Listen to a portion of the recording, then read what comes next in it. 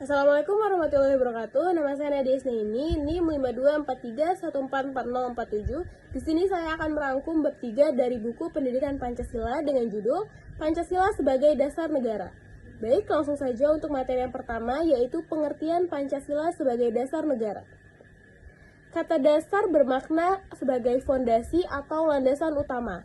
Pancasila berfungsi menopang seluruh kehidupan berbangsa dan bernegara agar kokoh dan berkesinambungan. Para pendiri bangsa sepakat menjadikan Pancasila sebagai dasar negara karena nilai-nilainya yang digali dari budaya dan kehidupan masyarakat Indonesia, sehingga memiliki kebenaran yang universal dan juga rasional. Lalu selanjutnya ada konsep negara, tujuan negara, konsep dasar negara, dan urgensi Pancasila sebagai dasar negara. Yang pertama ada konsep negara. Nah, konsep negara ini merupakan organisasi kekuasaan yang berdaulat untuk mengatur rakyat di suatu wilayah. 3 unsur utama pembentuk negara adalah wilayah, rakyat, dan pemerintahan. Selanjutnya ada tujuan negara. Yang pertama ada mewujudkan kesejahteraan dan kebahagiaan hidup rakyat. Lalu selanjutnya ada menegakkan kemerdekaan, membangun kekuatan dan keagungan negara, menjamin keamanan dan ketertiban, dan yang terakhir ada menegakkan keadilan.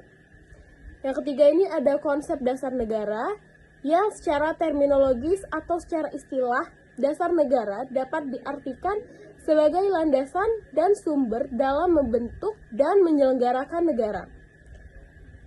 Nah, Hans Nawiaski menjelaskan bahwa suatu negara yang merupakan kesatuan tatanan hukum terdapat suatu kaidah tertinggi yang kedudukannya lebih tinggi daripada Undang-Undang Dasar.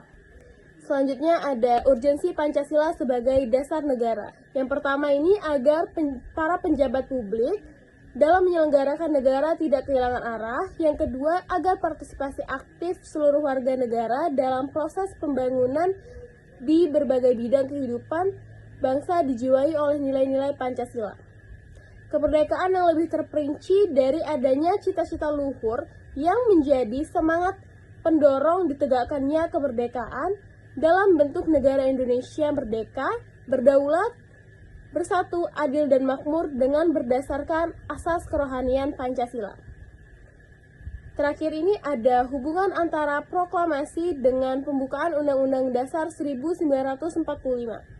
Di dalam pembukaan Undang-Undang Dasar 1945, tepatnya pada alinea ketiga, terdapat pernyataan kemerdekaan yang dinyatakan oleh Indonesia, maka dapat ditentukan letak dan sifat hubungan antara proklamasi kemerdekaan 17 Agustus 1945 dengan pembukaan Undang-Undang Dasar 1945. Yang pertama, disebutkan kembali pernyataan kemerdekaan dalam bagian ketiga pembukaan menunjukkan bahwa antara proklamasi dengan pembukaan merupakan suatu rangkaian yang tidak bisa dipisah-pisahkan. Selanjutnya, Presiden dan Wakil Presiden merupakan realisasi bagian kedua proklamasi.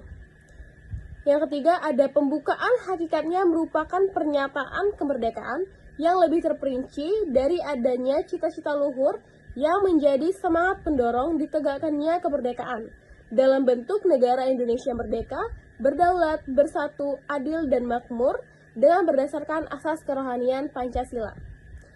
Dengan demikian, sifat dan hubungan antara pembukaan dan proklamasi yaitu memberikan penjelasan terhadap dilaksanakannya proklamasi pada 17 Agustus 1945, memberikan penegasan terhadap dilaksanakannya proklamasi 17 Agustus 1945 dan memberikan pertanggungjawaban terhadap dilaksanakan proklamasi 17 Agustus 1945. Selanjutnya ada hubungan antara Pancasila dengan pembukaan Undang-Undang Dasar Negara Republik Indonesia tahun 1945. Yaitu antara lain hubungannya adalah secara material yang menunjuk pada materi pokok atau isi dari pembukaan yang tidak lain adalah Pancasila. Oleh karena itu, kandungan material pembukaan Undang-Undang Dasar Negara Republik Indonesia tahun 1945 yang demikian itulah, maka pembukaan Undang-Undang Negara Republik Indonesia tahun 1945 dapat disebut sebagai pokok-pokok kaidah negara yang fundamental. sebagaimana dinyatakan oleh Notonegoro, esensi atau intisari pokok kaidah negara fundamental secara material tidak lain adalah Pancasila. Baik, itulah rangkuman dari bab 3 yang dapat saya sampaikan. Saya mohon maaf apabila terdapat kekeliruan. Wabillahi taufiq wal hidayah. Wassalamualaikum warahmatullahi wabarakatuh.